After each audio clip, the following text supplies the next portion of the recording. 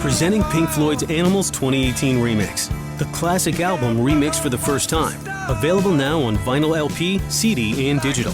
Special limited deluxe edition coming on October 7th.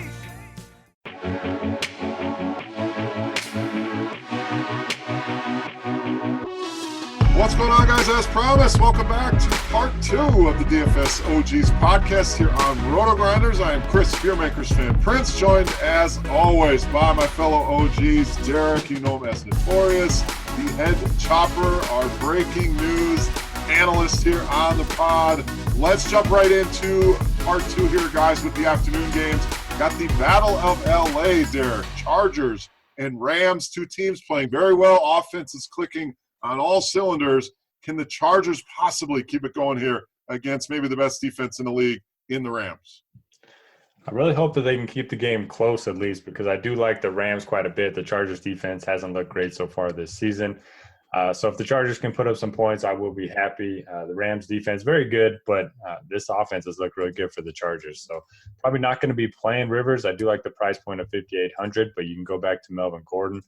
Assuming he's okay, had a little injury in the fourth quarter, but I think he's going to be fine. Eckler at 4,400, we've seen the type of upside that he offers. And then go right back to Keenan Allen. I think he's going to get a lot of looks, especially if they're playing from behind.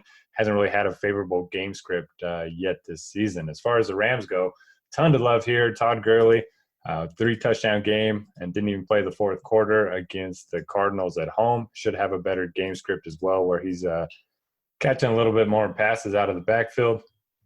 And then Jared Goff, just so many weapons to work with. Robert Woods had the big game. Brandon Cooks had a big game. Cooper Kupp, another solid 6 for 63. So a ton of weapons to work with. I mean, I typically don't play Goff because he doesn't air it out all that often. But 5,900 for him against a defense that struggled against the pass, I certainly have some interest in all parts of this Rams offense. Yeah, I'm going to use my third and wrong here. I mean, for last week, it was Deion Lewis. I thought he'd be more involved in the passing game. But, Chop, I was wrong on Brandon Cooks. I didn't expect him to step in and play such a vital role on this team. I knew he'd be good. We know he has talent, but he's been playing extremely well. So can he keep it going here against the Chargers? And then same question for you. Interest level in the Chargers. Rams a very, very tough defense at home. So who are you playing from the Chargers side of things?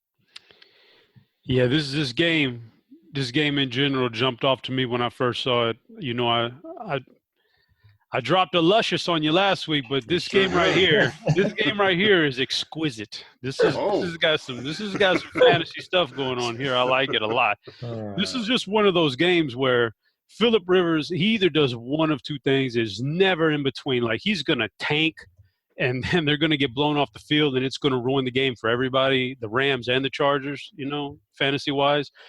Or he's going to end up this game with 400 yards and 4 touchdowns, Rivers is, because they're constantly playing from behind, and it's a bit of a shootout. I just love this game for the potential it has. So Rivers, Gordon, Keenan, all good. And there'll be another, auxiliary receiver out there, whether it's Tyrell, the Gazelle, or Mike Williams. Somebody will step up and catch a couple of touchdowns from Rivers in this game if it gets to that shootout status, which I think it might get to. And on the other side, yeah, we need Rivers to keep pace. So the Rams feel the need to keep the first team offense out there. And Goff, Gurley, I would lean more towards Cooks and Wood. I think this may be a Woods week. I love Cooks, love his skill set, his talent, loved him in the trade in the offseason, but this might be a Robert Woods week right here. So most of us, when we're in the bathroom, we got Sports Illustrated there, and maybe a Maxim. Chop, you got a thesaurus sitting by the toilet? You busted out a luscious and exquisite on us. I mean, there's got to be a thesaurus nearby. Well, I used to like vocabulary when I was a kid, so I like big words. It's got to be a word of the day calendar. I don't know. I like the very descriptive words. Those are nice. It's better than some of the common words out there. Give a little descriptive. You know what I mean? There you go. # exquisite from the head chopper. All right, Chop. Let's talk your Cowboys here. Got the job done against the Giants. Now they go to Seattle, a team that's really struggling. The offensive line, kind of what we thought it would be, can't get the running game going. Everything seems to be on Russell Wilson, and they didn't look very good last night in Chicago. So going back home, two teams kind of seem lost. Which team figures it out here, Cowboys and Seahawks? I would say that if not for, the Jacksonville matchup, maybe one other defense out there, man, Dallas is near the top of my list for defenses this week. We just saw Seattle get smothered by the Chicago defense. Dallas has a sneaky good defense. I'm a Cowboy homer. I don't want to get into all that. I don't want to. But, I mean, there's reason to believe it's not just fake news as long as Sean Lee is healthy and Jalen Smith looks like he's healthy for the first time in his career, and the defensive line can rush the passer. I think Dallas is going to be a handful on defense, especially in this game with a bum offensive line. So I think this looks like a big Elliott game, pounding Elliott into the line there. Dak is going to do what he does, pick up first downs when you vitally need it on third down, but this is going to be a lot of carries here for a lot of touches for Ezekiel Elliott in this game, and that's where I would go to. On the flip side, Seattle, you can never really go wrong with Russell Wilson, even in garbage. When you get to garbage time, he's all they got. So I could go to Russell Wilson, and I like Tyler Lockett, but I think they're going to struggle the first three quarters at least until he gets to blowout status. But also there was a big transaction today. Dallas gets back Bryce Butler, who they lost in the offseason. Now, they've got nobody there to throw the ball to, really. So I'm curious to see how quickly Bryce Butler acclimates to this offense. I mean, he already must know everything. He's been there for the last couple of years. He could actually be a very sneaky play. I don't know if you get credit for him this week or if he's still on the Arizona roster on DFS lineups, but Bryce Butler moving forward is going to be a sneaky little play.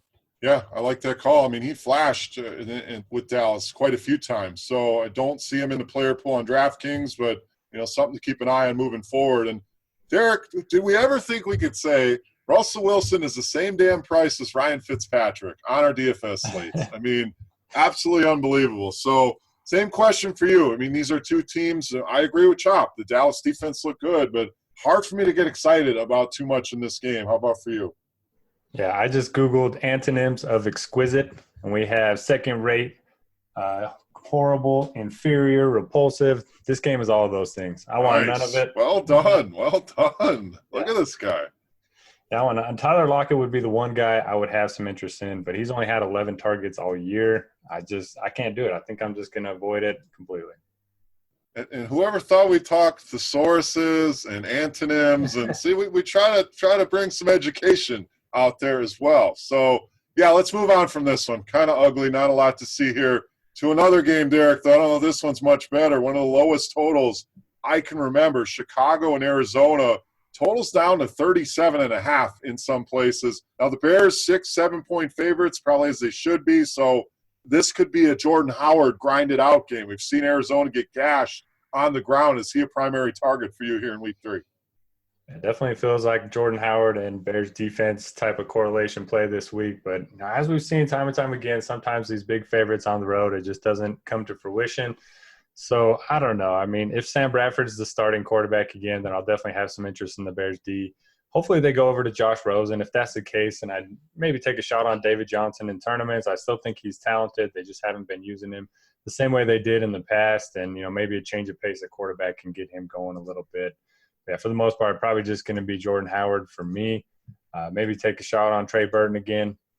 Cardinals have long struggled against tight ends. Burton down to 3,900 on DraftKings.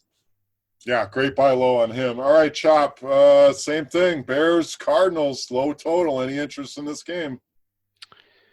Not a lot. It's not super exciting. What's sad about this is we've only got 3 afternoon games. So if you're playing the afternoon slate, you're kind of like, this is a burner game right here. You can't even do nothing with it. So that sucks. But Trubisky, maybe he's not the second coming. Maybe we shouldn't anoint him to the Hall of Fame after the preseason. He's just he hadn't quite got there yet. Jordan Howard, I guess from what I saw in the little bit of stats I looked at, Allen Robinson looks good. I think he got like 14 targets on Monday night, playing all the snaps, like 99+% both weeks.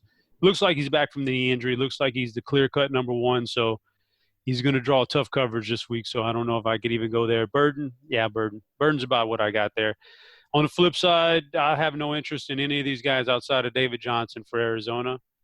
I hope he gets it going. But, when you're playing the afternoon slate there and there's 3 games and everybody wants to load up on the Chargers and Rams, and the other two games don't look as good, maybe you got to do something different and go with David Johnson, considering most people will be on Ezekiel Elliott and Todd Gurley and Melvin Gordon. Maybe you go David Johnson and hope he has one of those games. Yeah, I mean, the price went from $8,800 in week one, $8,200 last week, and I bought in on that in the afternoon slate, even played him in cash games, thinking maybe they'll wise up and utilize him more. 2 targets. Now he's down to $7,200, but a very tough matchup. So, Derek, your quick thoughts on David Johnson here, because it's intriguing, but do they actually figure this out and how to utilize him?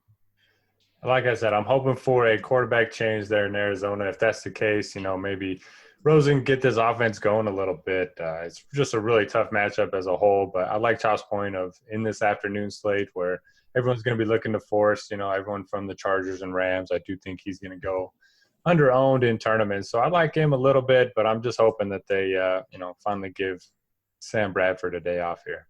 Yeah, we'll see. That they need to do that. All right, let's move on. Sunday Night Football. We got New England coming to the wannabe New England here with Matt Patricia and Bob Quinn, all from New England. But the Patriots coming in 6.5, 7-point favorites here. And Derek, the Lions, they look terrible. Can they come home, the biggest game that they've had at home in some time, and can they respond? They did well at the end of that game against San Francisco, but I think the score was not indicative of what the game flow looked like. Any chance here for the Lions in New England, and who are your favorite plays DFS-wise?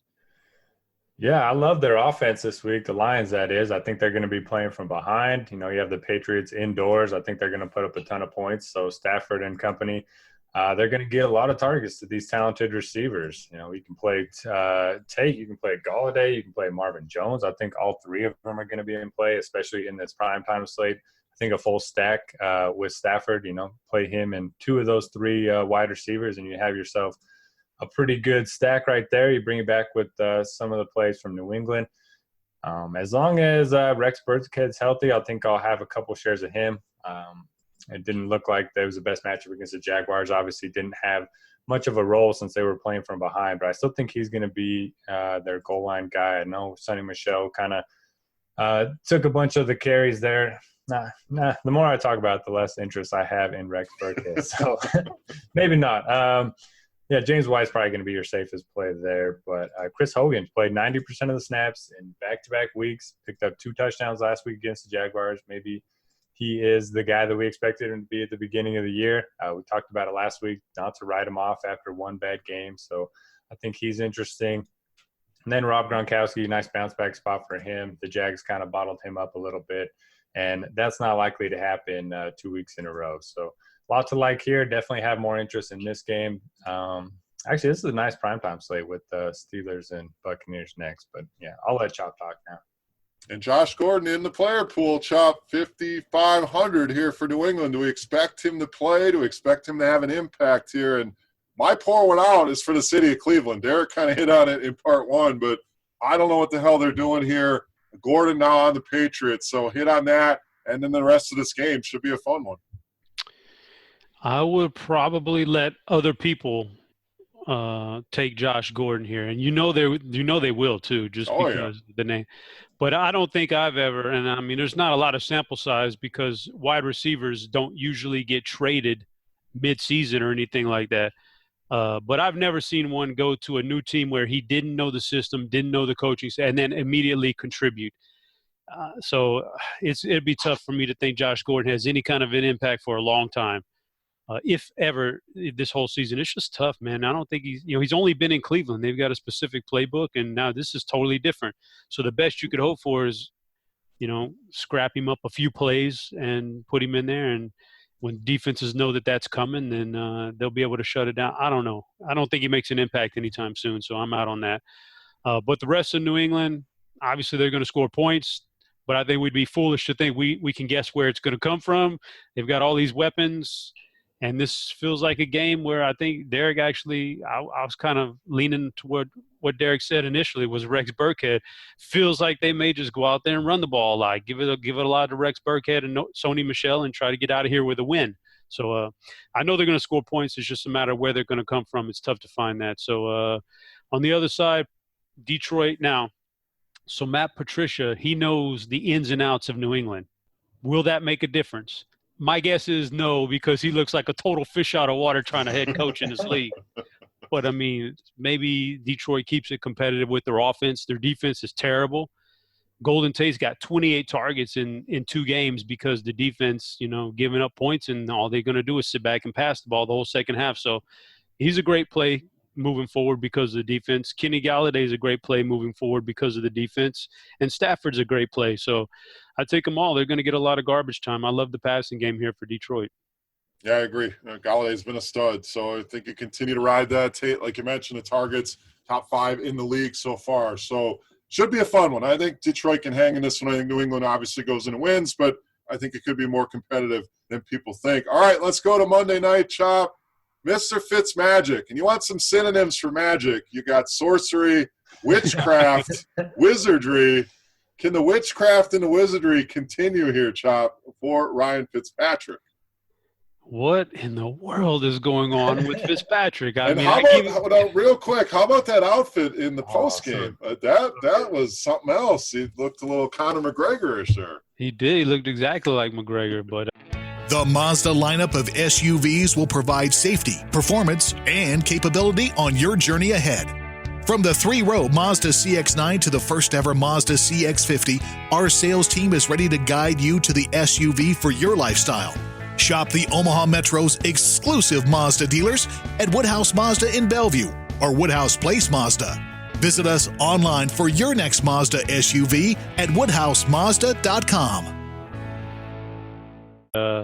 That's what he does. He keeps it loose, man. He doesn't take anything seriously. That's why he's still around in the NFL after all this time. He's a good locker room guy. So yeah, obviously surprised at what he's done. I could get 1 week, having a big blow up 1 week, but boy, he's did it 2 weeks in a row. And the last one was against both were good defenses. So obviously I don't think that's going to hold up for the long run. So I would eventually think he kind of falls back in the line here in this game. I'm just very upset at this game being on a Monday night, a primetime slate or a showdown slate. I was so looking forward to pushing the lock button on Antonio Brown for the Millionaire Maker after the blow up on the sidelines, all the bad things that's been said this week. This just has Antonio Brown, tearing Tampa Bay up in this game written all over it. And we're not going to get to – everybody's going to play it now because it's on a primetime showdown slate. So we're not going to be able to lock that guy in on the Millionaire Maker. I'm pretty upset at that, but for Pittsburgh, Roethlisberger, Brown, Schuster, obviously all good plays. I mean, do you really need me to run down all the – everybody on both teams is a solid play. It's a 53.5 total. They're all good. Take them all. I agree. The only question is running back on Tampa. Do we finally see Ronald Jones get an opportunity? Because Peyton Barber, the touches have been there, hasn't done anything with them. So, Chop, hit on that real quick. Jones has been inactive 2 games in a row. Is this the time maybe we get to see him a little bit? Short answer would be no, because I think they know what they've got in Ronald Jones right now. He just doesn't look like an NFL-ready running back. Otherwise, I don't think – I mean, why would they have been starting Peyton Barber's not – he doesn't have this pedigree or this upside.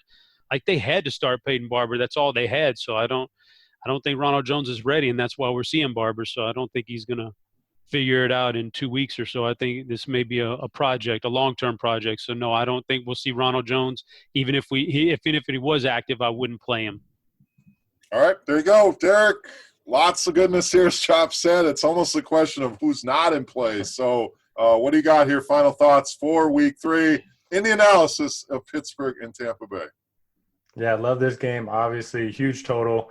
My pouring out for the week is going to be for Ryan Fitzpatrick's soul. He obviously sold it to the devil. There's no other explanation there. Pro Football Focus has been grading quarterbacks since 2006, and he's had the best start of any quarterback in the first 2 games of his season ever. Pretty crazy. I think he's going to keep it going against this terrible Pittsburgh defense. I like pairing him up with all of his receivers. Deshaun Jackson looked good. You still have Chris Godwin, Mike Evans. So definitely more interested in the passing game than I am in the running game. Sounds like Antonio Brown missed Monday's practice, and it sounds like who knows what is going to happen. He's had some trade comments on his one of his social media sites or something. So who knows what's happening with Antonio Brown. Assuming he's active, I do think they grease the squeaky wheel a little bit, get him a ton of targets, get him going. And obviously the rest of the Steelers are in play also. Connor, Juju Schuster, Big Ben. Probably don't like him as much on the road with some of these. I like Stafford quite a bit. I like Fitzpatrick. So probably not going to be playing Ben, but I'll be playing all of his weapons. No, his agent came out and said, don't worry about it. He doesn't want to trade. It was a personal issue. So that was the update as we're recording Tuesday. But we'll go over to our breaking news reporter here. Chop, anything on Antonio Brown? So obviously I know you guys have heard that he didn't show up for practice today. So I don't know what's going on there. But I do have some breaking news for you. It appears as though the Eagles may be close to re-signing Jordan Matthews, who could even be in uniform this week because there's such a lack of depth at receiver for that team. So Jordan Matthews on his way back to Philly. All right. You heard it here first. I might have to change my name from Chop to Scoop. Breaking the scoop. I love it. Jordan Matthews back in Philly. Yeah, they lost Mike Wallace. He might be done for the year. So interesting developments. We'll see if maybe they push Alshon Jeffrey to get in there. But Chop, we appreciate you breaking the news here for the peeps. All right, guys, any final thoughts here? The second part, not as long, not as many games, but let's wrap up the football analysis. We'll have a little fun with some questions. But any final thoughts football-wise here, Chop? It's just, typical nice slate of games here. The only thing I would say is I kind of realized after week one the mistakes I made in my game selection. I changed those up in week two, and I had a much better week. And the process itself wasn't anything different. It's just a better game selection allowed me to go from not profitable to profitable. So please be aware, man. You get that RotoGrinders extension that shows you all the information on the contest that you need right there, how much to first, how much to the top 10, rake and all that. Use that stuff, man. It really helps. Yeah, it's free. If you're a Chrome user, the thing's invaluable. So make sure you download that onto your Chrome browser. Derek, any final thoughts here before we answer a few questions football-wise for week 3? Yeah, great recommendation by Chop. Always bringing the fire over there. We're starting to figure out who these teams are. We still only have a 2-game sample, so don't go overboard with your stats, but we can finally start to trust some of the stats that we're seeing. And as always, just target the guys with the best opportunity. Look at snap counts, look at, potential touches, potential targets, and you'll be better off than just playing guys that had big weeks the last week. Agreed, and stick with your process. If your process is work, don't let 1 or 2 weeks bring you down. We had a question about things being crazy and unpredictable. Look, that's football. That's the game that is. So I would stick with what works. And if your process isn't working, then it's time to rework things. And if you want to rework things, you get on over to Roto Academy, and the 3 of us did a series of videos on selecting quarterbacks, running backs, receivers, tight ends, what you look for. And I think it's a great course if you are struggling. Even if you're not, it's a good refresher. So get over to Roto Academy. Derek does a great job heading that up. But we do have a video with the 3 of us in the marketplace. So if you enjoy the DFS OGs podcast, I think you'll enjoy the video. All right, let's get to some user questions here. Again, we're looking for fun, off-the-cuff stuff. So let's start with the first one here. And I don't even know if you guys are gamers, as they say, but from Ultimate Sports Fan, out of the 3 of you, who would win a Madden tournament? Derek, do you play Madden? So I used to love Madden. I think the last time I played was like Madden 64. I was always one of those kids that couldn't believe that grown-ups didn't play video games, and now I got old and I just don't play any video games. Madden 64. I mean, that's, 20 years ago? Yeah, dude. It's been a long time. All right, Chop, any Madden in your life? Okay, so I have played Madden recently, yes, on the Xbox. Okay, so I've played Madden. So if you're going to tell me that you haven't played either, Beer, then I guess I'm going to deem myself the winner here. Right? I probably fell off the Madden train in about 2013, 2014. Okay. So then I got the leg up on you guys. I think out of default, Chop wins. But I got some games. Let me explain myself here. It was about a 1-month phase here last year where my kids up there, my boys got the Xbox, and I wanted to really kick their ass in some Madden. So while they were off doing something at school, I would be up there practicing on their ass, and then they get home and I'll put a whipping on them. And I had this thing where I'd be Pittsburgh every time, and I'd know I could audible at the line of scrimmage and play fake to Le'Veon and go downfield to Antonio. So I had them beat there. So just by default, I know I would beat you guys. I'll break out the play action on Pittsburgh. Well, I'm willing to have a match. We may have to set that up. So I could go back and harken back to my Madden days, but we'll give Chop the win for now. But we'll see. Maybe we can get a match going. All right, from Matt Temino. I hope I didn't butcher your name there. Favorite craft beer choice? Oh, I'm going to let you guys go first because I could talk about this forever. Derek, you're the craft beer guy. Yeah, I mean, I like a lot of beer.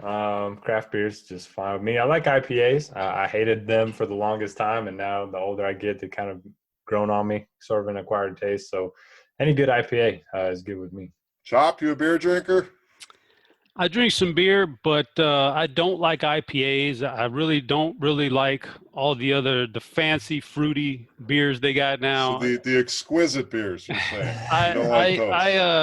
No, back in the day when I really used to drink the beer, it was just nothing but Bud Light, Budweiser, Milwaukee's Best, things like that.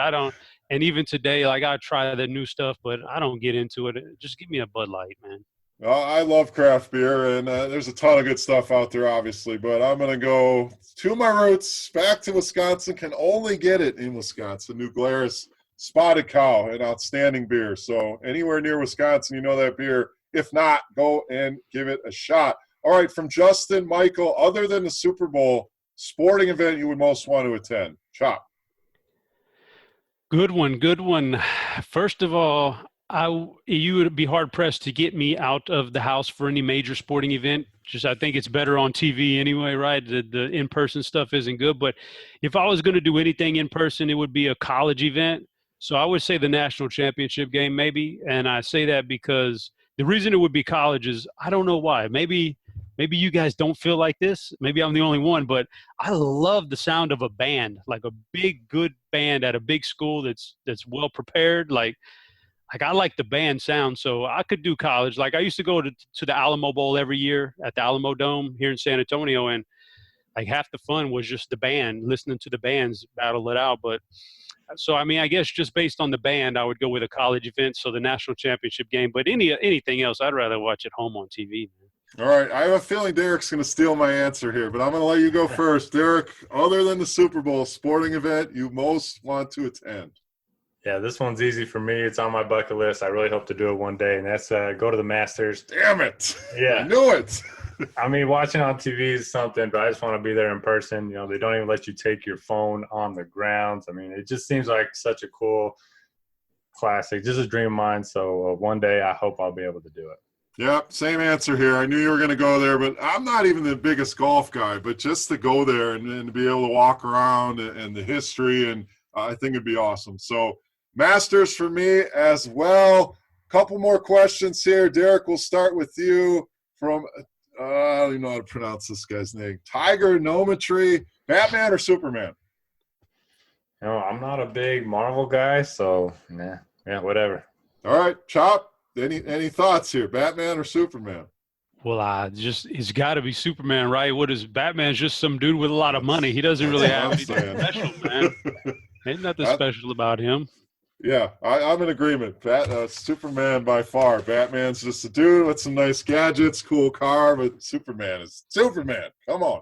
All right, Chop, I think you can help this guy out. The Benny Snell fan club says he's having female problems. He wants to come on the show for advice, but why don't you just give him some advice here on the Week 3 pod on some female problems? Can you help this poor guy out? I wish the guy would have been more specific. You know, I mean, it's a pretty general question, but if you just want to know, if you're having problems like you can't get your girl, the girl you want, easy solution there. The worse you treat them, the more they like you. That's just the easy solution for you. There you go. I mean, it's true. I don't know what it is, but that Chop summed it up. Derek, you got anything to add to that? Because it seems simple, but I think Chop nailed it. I think that's more for the dating game. The married game, the worse I treat my wife, yeah, she doesn't like me more than that. Well, once you're married, you've already lost, bro. Yeah. It's already lost. Yeah, I would say if you are in a relationship, it's all about a give and take. If you want her to support what you do and what you like, then you got to do the same for her. But the question, the guy, we didn't really know what his real issue. Well, he could be having a problem, in the sack or something like that, which that's a whole different thing. We need to know what the real problem is here, man. We need the specifics. Yeah. So Betty Snell fan club, you'll have to get back to us, and maybe we can help you in week 4. But we gave you some basic help there. Yeah, we'll see. Maybe it is in the sack. Then we got a whole nother podcast to do. But we're going to finish with this question. Derek, this one was specifically from you, from a man named David in Texas. And he wants to know about a time you woke up with your pants on backwards and an empty jar of peanut butter by your side. Yeah, I mean, not a true story, but I did wake up in a closet one time. And it had tile on the floor in Vegas. Not really sure how I got there. And we had a suite too. I won something. Do you guys remember Profanity Sports? It was one. Oh yeah, I remember that. Yeah, so I got a suite out there in Vegas and took like 10 friends, and everyone else had a bed, and I was woke up on the floor in the closet. So hangover style. Chop, you got any good stories like that? You ever wake up in a closet or a jar of peanut butter next to you? Or No, I've always been able to. I'm a pretty responsible drinker, man. I don't ever had anything like that. But the stories I've got, I probably don't want to get. I don't know what the statute of limitations is, and on some of this stuff I've done, so I probably don't want to even get into it.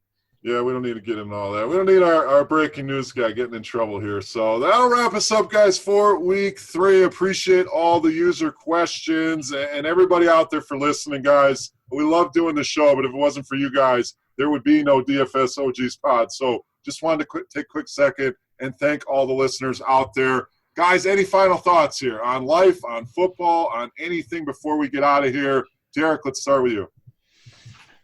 No, not really. I just want to wish everyone the best of luck as always. Don't get too crazy with it. Whether you're off to a good start or a bad start, good bankroll management is always your best bet. Chop, final thoughts here in week 3. My final thought, really what's on my mind now, is next week I'm really going to pry into how this guy ended up in a closet in Vegas. I really want to know more about this now. I'm interested. We'll get to the bottom of that. And Benny Snell fan club, don't forget, hit us back. We'll continue this discussion on your female props, and hopefully we can help you out. But again, my final thoughts. Thanks for listening, guys. We'll be back next week, as always, for the great head chopper, the great Derek Notorious Farnsworth. I am Chris, Beermakers fan, friends saying salut. Best of luck here in week 3, guys. We'll see you next week.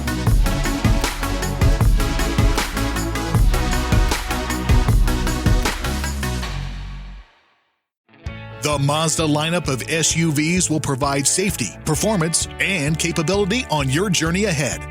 From the 3-row Mazda CX-9 to the first ever Mazda CX-50, our sales team is ready to guide you to the SUV for your lifestyle. Shop the Omaha Metro's exclusive Mazda dealers at Woodhouse Mazda in Bellevue or Woodhouse Place Mazda. Visit us online for your next Mazda SUV at woodhousemazda.com.